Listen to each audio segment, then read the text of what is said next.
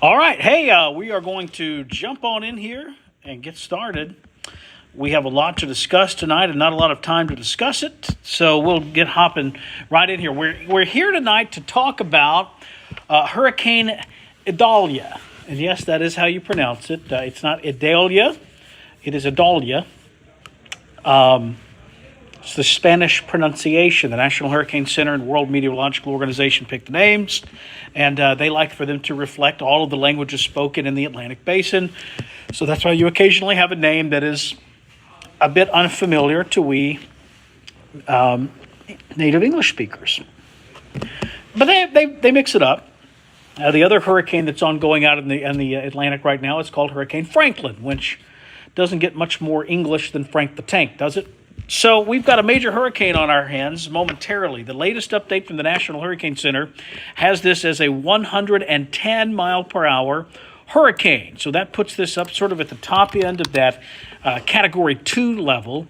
This is a powerful hurricane, and it is going to become a major hurricane any minute now. In fact, it is forecast to become now a Category 4 hurricane at landfall, which is a little higher than it was earlier today on the National Hurricane Center updates. If you were watching today at 5 and at 6, I mentioned I thought this would make landfall as a high-end 3 or Cat 4, and unfortunately that's going to come to fruition, I'm afraid. This is a really powerful hurricane that we're watching now. Here's the latest discussion from the National Hurricane Center. I don't expect you to read all this, but essentially this says this is going to be a very strong hurricane, and they use the phrase catastrophic impacts from storm surge inundation of 12 to 16 feet above sea level. That is a huge problem.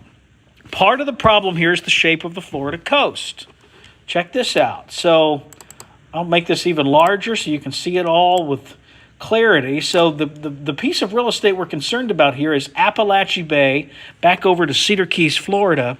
And there's just not a lot of high ground here. You'll notice these high elevation markers here. If you look carefully, that one says 11 meters.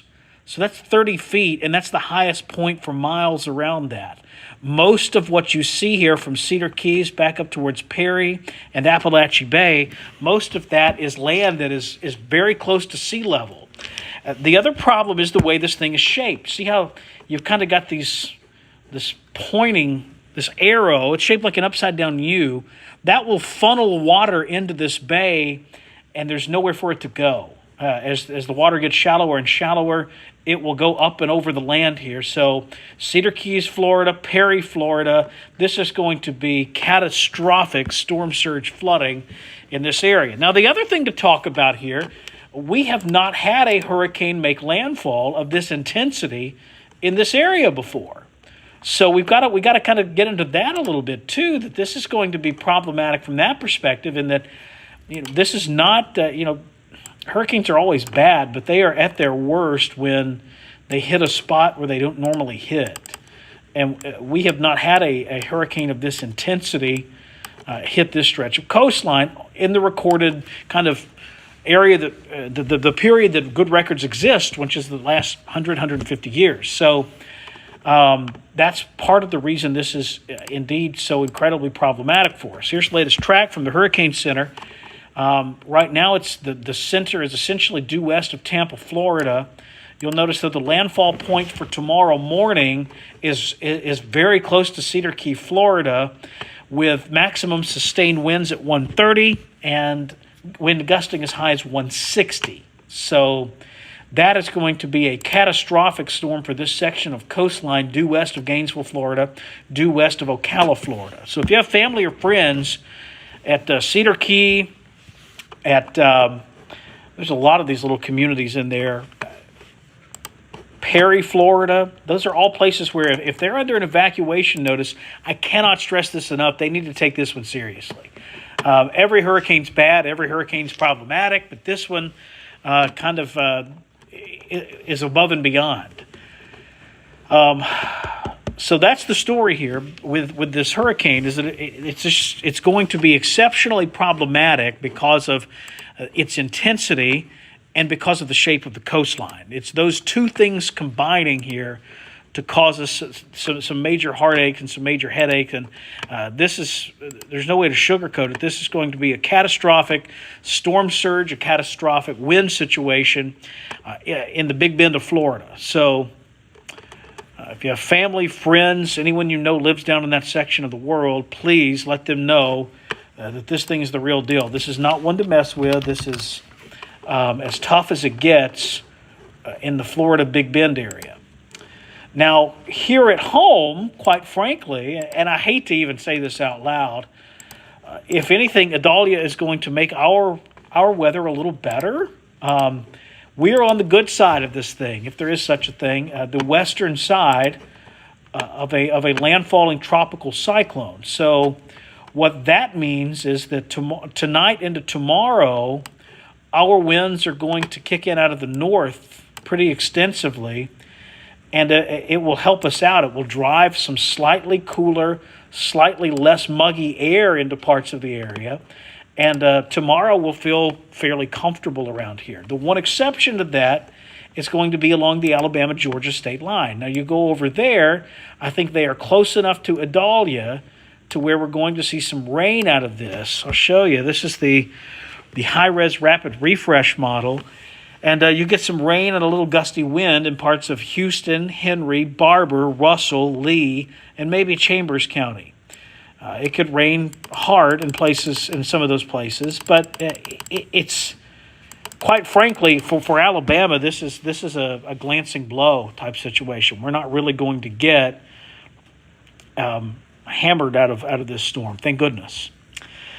Some questions coming in now. We have family in Tampa. How's it going to look for them? The worst of it in Tampa, quite frankly, is right about now. So Tampa is here. The eye of the hurricane back over to the west there. These bands are just feeding into Tampa kind of one after the other. So heavy rain, flooding, isolated tornadoes are a concern for the Tampa area right now. As the storm moves north, those bands will get pulled north with it, and eventually this whole situation will improve for Tampa as the storm kind of makes that approach into the coast tomorrow morning. So for Tampa, just kind of just hunker down tonight, hunker down tomorrow morning, but by noon tomorrow, the weather will start to improve. And I think for Tampa, you get to tomorrow night, this thing's over. So Caitlin, I hope that answers your question. We will note that there is a tornado watch in effect for that part of Florida. You can see that right here on the side of your screen there. I'll make that full screen so it's easier to see. But tornado watch in effect for Florida, and a big part of it. It's west of Orlando, but this watch includes Ocala, Gainesville, Tampa, Sarasota, and Fort Myers. It's for that outer feeder band that you see there sweeping in. I showed it to you here on the radar. It's because of everything that you see out here. All of this is going to rotate north and then northwest as the night unfolds. So that's what we're going to deal with there. Okay, Stephanie has a question. The models look like once it goes back out into the ocean, are they thinking it may come back down towards Florida? Probably not, but I'll show you some of the data that we're looking at here. We'll begin with the European computer model, and I'll just walk you through what it kind of has for this storm. We'll make this a little bigger and then take it full here. There you go. So this is the European computer model. It's not a hurricane model specifically, but it typically would handle something like this pretty well. So at the beginning of the run, you'll notice we actually have two hurricanes fairly close to one another. This is Hurricane Franklin that's beginning to weaken a little bit out here. It's hiding behind our Vance logo, so I'm going to remove that just momentarily. This is Franklin out here, and here is Idalia. So watch what happens here as we go forward in time. On the screen here. So Franklin goes out to sea. Idalia makes landfall, goes through South Georgia, and then gets pulled off the Atlantic coastline, and essentially just sort of meanders out there in the Western Atlantic Ocean for several days. But there's no evidence here in this specific run of this coming back into the Florida coastline. Now, Is it impossible that it does that? No, it's not impossible, but I do think it is improbable that we would deal with something like that. Now, the other thing I'll show you here is the tropical computer model guidance. So these are models that are written specifically to predict the path of hurricanes. So you'll notice none of these really bring it back either. So here's the evening computer model guidance. The tropical kind of consensus here shows a very, very tight clustering here. This makes landfall in Appalachia Bay. Then it goes through towards Savannah, the Carolina coast, and then it will either get pulled due east out of the Atlantic Ocean or turn back to the south. But either way, there's no model that has this in the next 5 to 7 days coming back into Florida. So is it possible? Yes. Is it probable? No. Brian asked a question, is the high pressure around Mobile pushing the storm to the northeast? It still looks like due north movement now. What's happening is a kind of a cold front's coming in from the north, and that the trough associated with that is going to grab this and shove it sort of out to the northeast. And that trough is not terribly strong, but it's strong enough. Here it is. So right here, see how the wind barbs over Alabama are blowing in out of the southwest? That will push the system pretty quickly towards the northeast. So see, that's the trough right there that's digging in. So we've had some rough storms out of this. You know, that big storm that hit Prattville kind of result of this trough. The nasty storms we've seen since are a result of this trough. But it really is doing us a favor here, because if it wasn't for this trough, this thing would probably get pulled on up into, it would at least be a lot closer to home than it's going to be. So we'll take our good fortune and go home with it, I suspect. Any other questions? If not, it is 10:50 in the evening, so I'm going to take it to the house.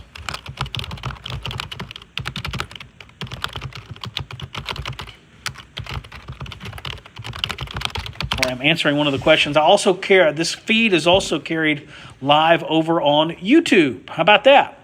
So I was answering one of the questions there, so I do hope you'll forgive the brief interruption. Tina asks, is it going to be bad for Georgia? I think South Georgia, the main threats would be power outages due to wind gusts from about Valdosta up to Savannah, and then some very heavy rainfall, potentially some flooding, and rough surf and rip currents along the Georgia coast too. So South Georgia, yes. Middle Georgia, North Georgia, no, not really much of an impact in those areas. This will make a hard right turn, so that'll help our friends out in Georgia, Tina. All right, so, hey, I appreciate everyone for hanging out. Always good to see everyone, chat with everyone, and let everyone know what's happening. In case you're wondering, our weather around here improves dramatically.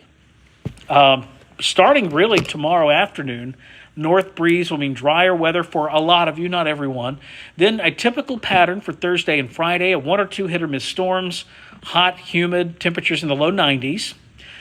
So pretty typical for this time of year. Then you get to Labor Day weekend at the start of college football. Who's excited? I know we are. All of us, right? Weather looks good for all the Saturday games, too. One thing to promote here, to talk about, we've got a cool thing happening on the WSFA weather, or news app rather, and on Facebook, on the WSFA Facebook page.